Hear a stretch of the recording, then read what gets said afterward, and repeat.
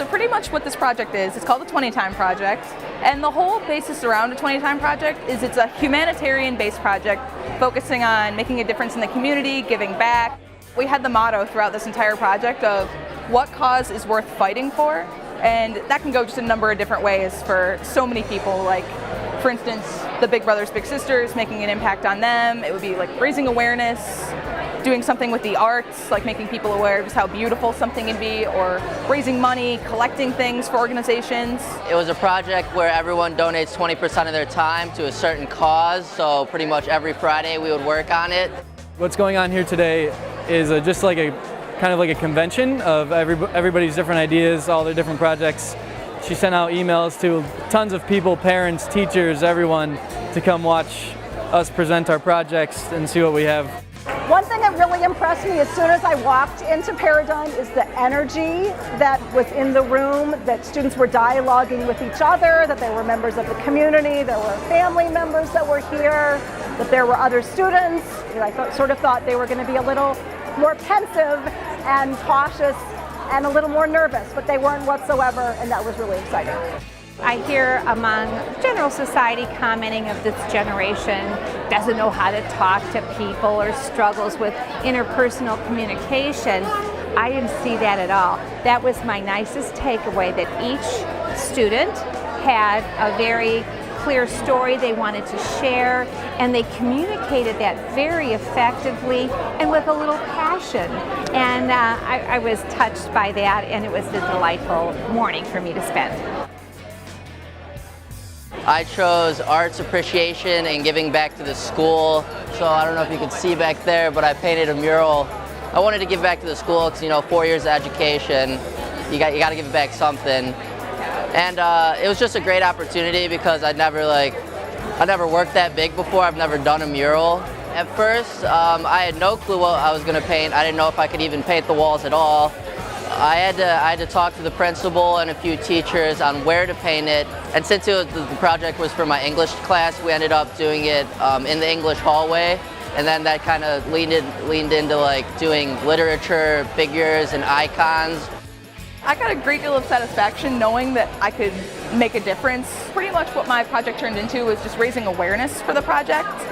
And the reason that I chose to do that in the end was because one of my family friends actually told me that people were forgetting about what Big Brothers Big Sisters was and the big impact that they had on society. So that's kind of where I thought people need to remember what this is because it's such a great cause. We started doing this project maybe the week after my sister passed away. My cause worth fighting for, it came to me really quick. I was like, well, I have to do something for my sister. My project is Bows for Brittany, and I did a design on my sister and her legacy, and I made bows in her honor because she loved to wear them.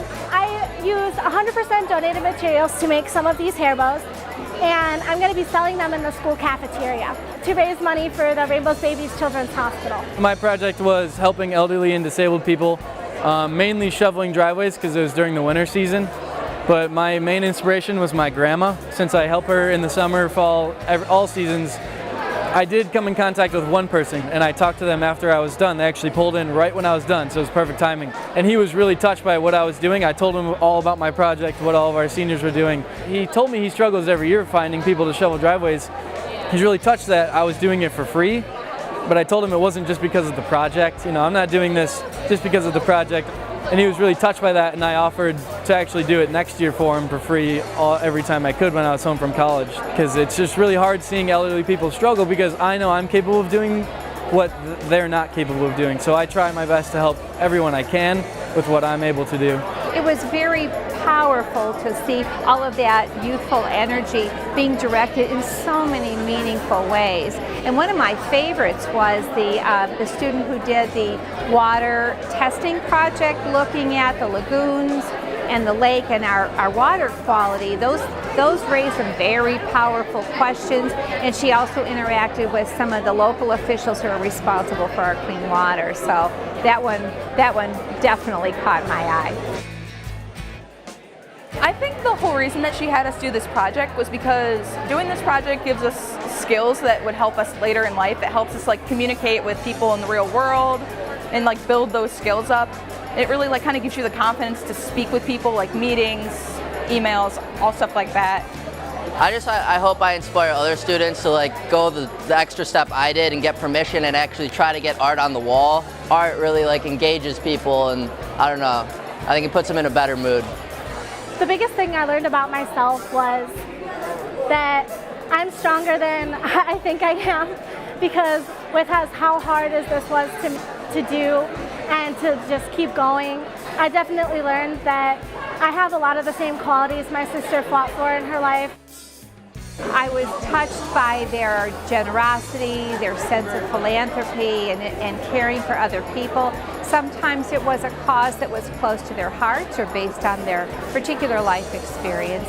In other cases, they had a concern, a worry that something needed to change, and they were looking at how they might be able to accomplish that. This project required them to really think outside of themselves, to think of their community in terms of mentor or much far beyond that. And that's a very powerful and important thing as an 18-year-old to realize the broader ramifications of the world, but that they could see that they could make an impact on people from doing one activity over essentially less than an academic year, that they could impact so many other people through their project, and that's really powerful. I'm actually really grateful she gave this to us, because not many people think of what causes are worth fighting for, and when we're forced to think of ideas, come up with projects, when 125 of us or whatever the number is are forced to come up with huge projects like these, it can really spread a word around maybe just the school at first, but then, as you know, they will spread it to their parents, and it'll just explode about, you know, what causes are worth fighting for. I am very heartened by knowing that our future is in the hands of positive, hard-working, thoughtful people who are looking for ways to make our world a better place. That's what we all want for our next generation, and I think we're in pretty good shape here in Mentor.